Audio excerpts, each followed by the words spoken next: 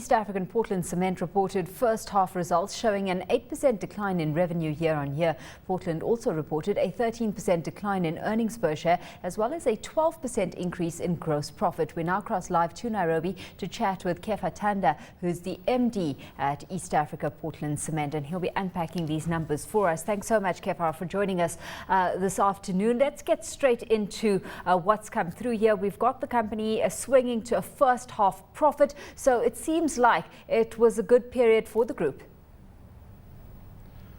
Absolutely. This was a good year for the group. We managed to swing the profits by over 600 million shillings in just 6 months, and we are now in the black numbers. So let's take a look at what you've had to do in order to get to this position right now. Lots of cost management efforts being put into the organization. So let's perhaps start there and take a look at how you're getting a handle on things. Yes, I think what we have managed to do basically is to improve efficiencies. And in the process, we have managed to reduce our cost of production by 800 million shillings in this first half of the year.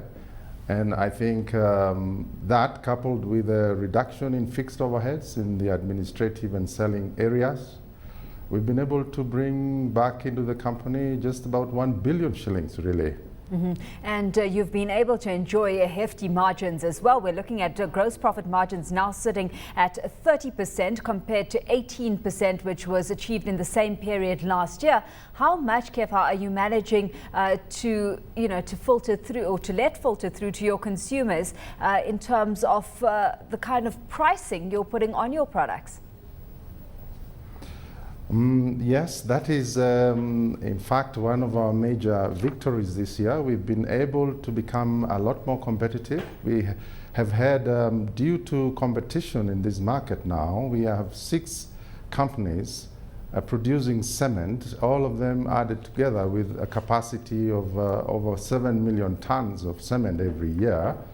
And demand is about 60% of that. So pressure on prices is a very real thing in the market, and for us, we've been able to reduce prices to the level where our sales have grown in this period. So how sustainable is the kind of margin growth we've seen this time round?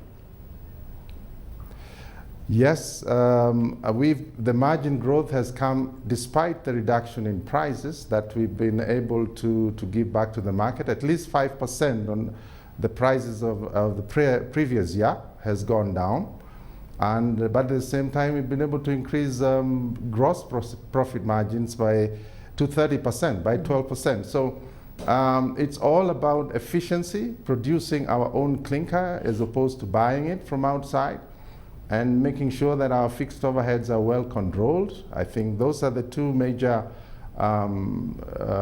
moves that we made during this period.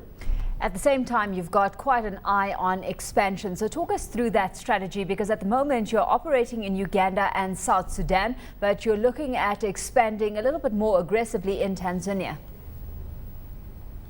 Yes, we are looking at northern Tanzania, which is close to our factory. In fact, we are probably closer to Arusha, where we really are targeting the market, than some of the plants in Tanzania itself.